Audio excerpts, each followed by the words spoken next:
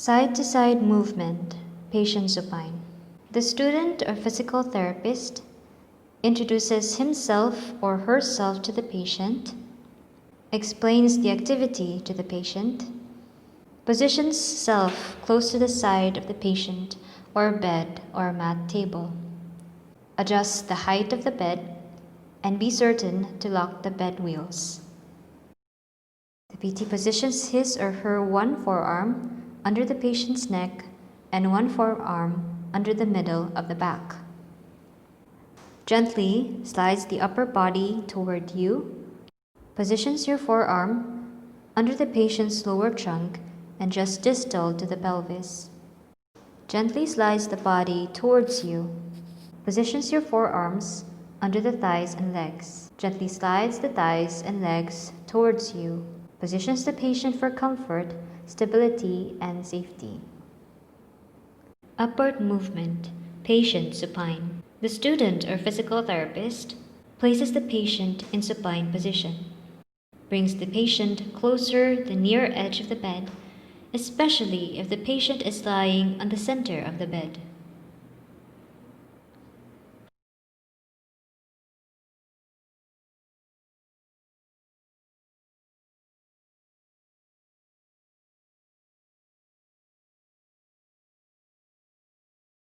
Flexes the patient's hips and knees so that the feet rest flat on the bed.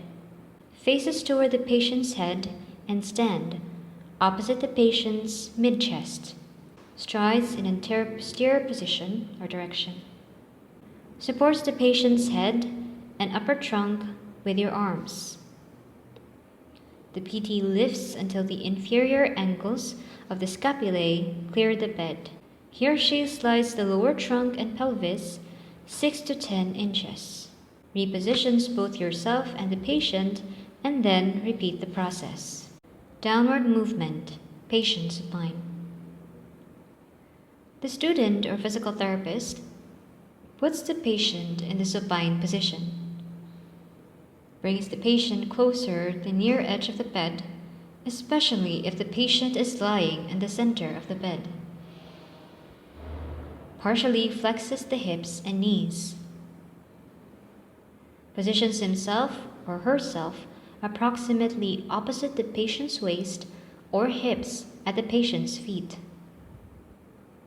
Cradles and lifts the pelvis slightly before you. Slides the patient's upper body and head downward. Moves the patient approximately 6 to 10 inches. Repositions yourself and the patient's lower extremities if further movement is required. Move to a side-lying position, patient supine. The student or physical therapist puts the patient in the supine position. Initially positions the patient close to the far edge of the bed to have sufficient space on the bed.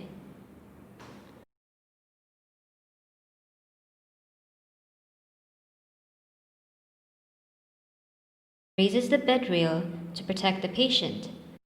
Stands facing the patient so you can roll him toward you to a side-lying position.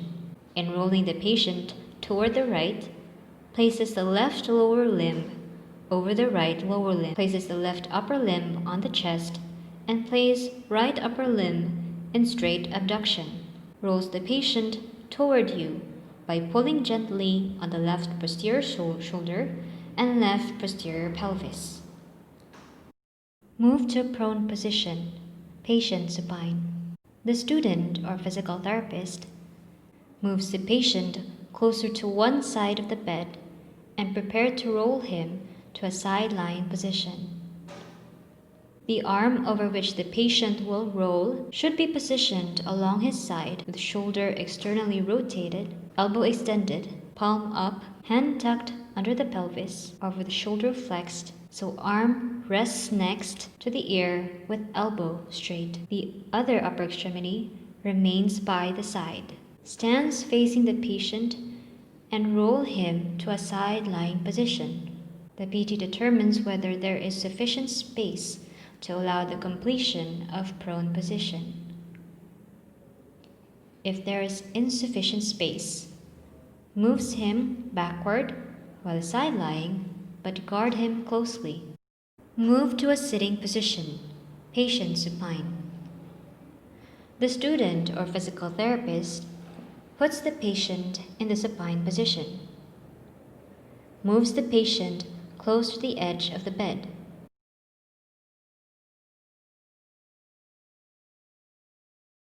Flexes his hips and knees with the feet flat on the bed. Folds arms across the chest unless they will be used to elevate the trunk or to hold onto your upper extremity. Places both of your arms under the patient's upper back and head and elevate the trunk until a sitting position is attained. Transfers his or her one upper extremity under the thighs. Pivots the patient by supporting under the thighs and behind the back to a short sitting or dangling position. The student or physical therapist puts the patient in the short sitting position.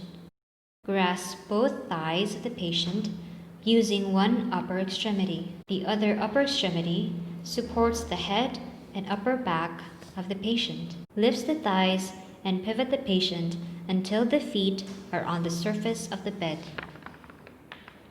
Transfers his or her other upper extremity so that both arms will support the head and upper back. Slowly lowers both the head and upper back of patient until it touches the surface of the bed. Extends both hips and knees of the patient. Repositions the patient in the center of the bed. And that's how we do assisted mobility activity, moving to a supine position, patient sitting. Move to a sitting position, patient supine. Alternative method. The student or physical therapist moves patient close to one edge of the bed.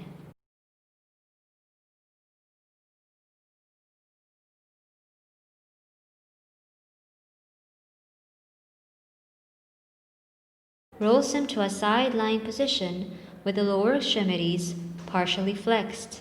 Elevates the trunk by lifting under the shoulders or by instructing the patient to push up using either or both upper extremities.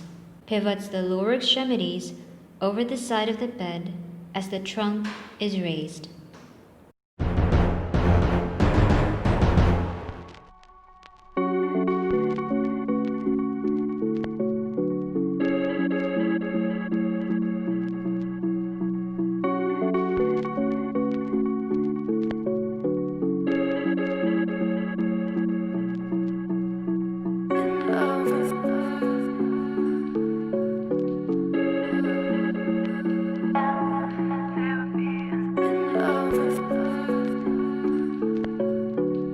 Movement using a draw sheet.